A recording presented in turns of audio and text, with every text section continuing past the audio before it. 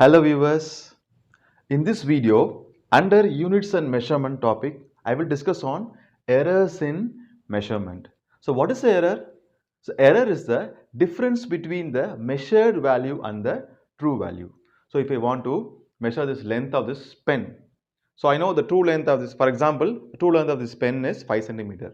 So I am measuring this length with the measuring instrument. Now I got the length as 4.5 centimeter. So the difference between this 5 and 4 point is called as the error. The error is the difference between your measured value and the true value. So the error is classified as systematic error, random error and least count error. So what comes under systematic errors? These systematic errors are predictable. I can easily predict. So what are systematic errors? First one we have instrumental errors.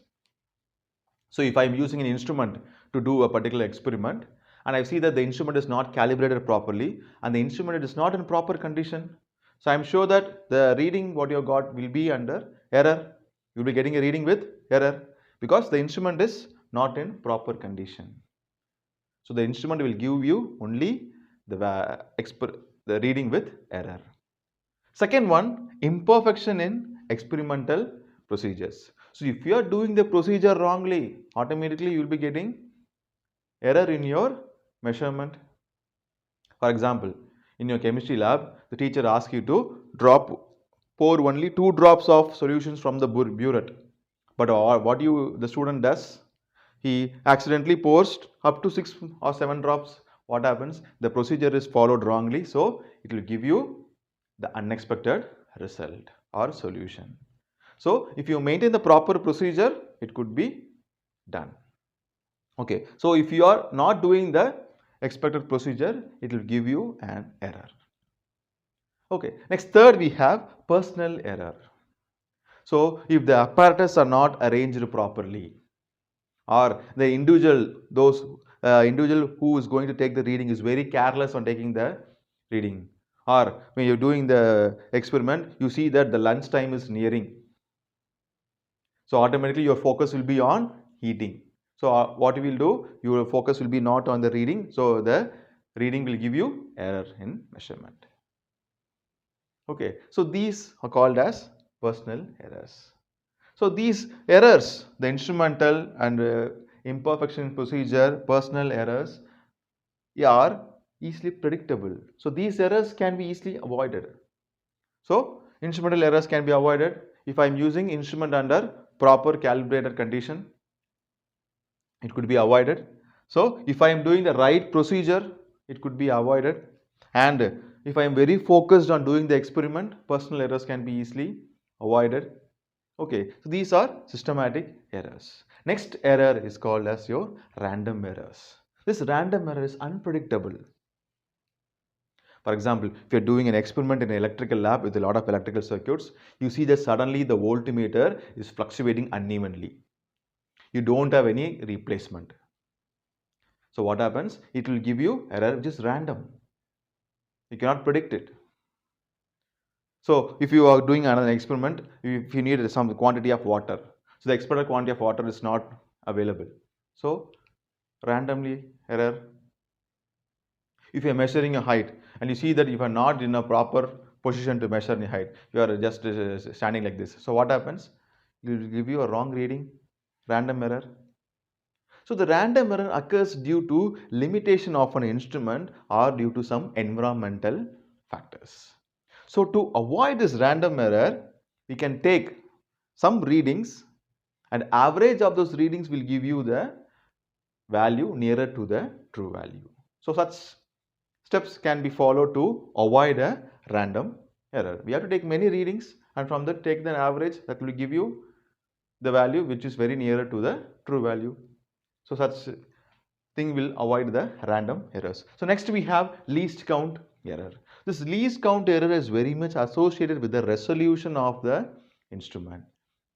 For example, I want to measure this value 6.58 mm.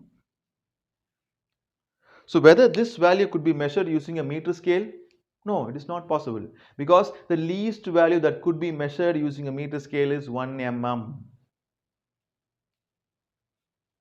Okay, so I cannot measure up to 0.58 mm, it cannot be done because the least count is 1 mm.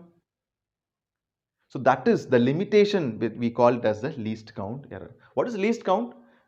Least count is the smallest measurement that could be done using the device. So let's go to vernier caliper. Even vernier caliper, the least count is 0.1 mm. So we cannot measure using this this value. It could be done only using a screw gauge which has a least count of 0.01 mm. So these limitations we call it as the least count error. Okay, so that's it about these errors. So while talking about these errors, I have to discuss on these two terms, accuracy and precision. So what is accuracy? How close the measured value is to the true value. And what is precision? To what resolution the quantity is measured. For example, I want to measure the length of this pen and I'm asking two students to come. Go measure this length of this pen and come. They went and they're coming with the reading.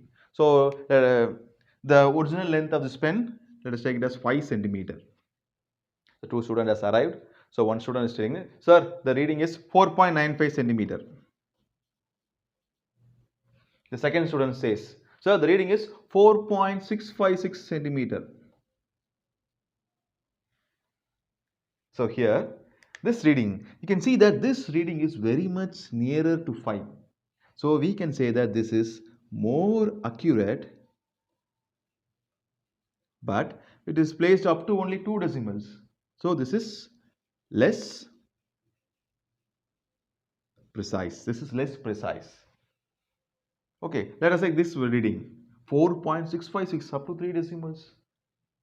So here we can say that this value, but it is not very near to 5 centimeter. So here we can say that this is less accurate, but it is more precise.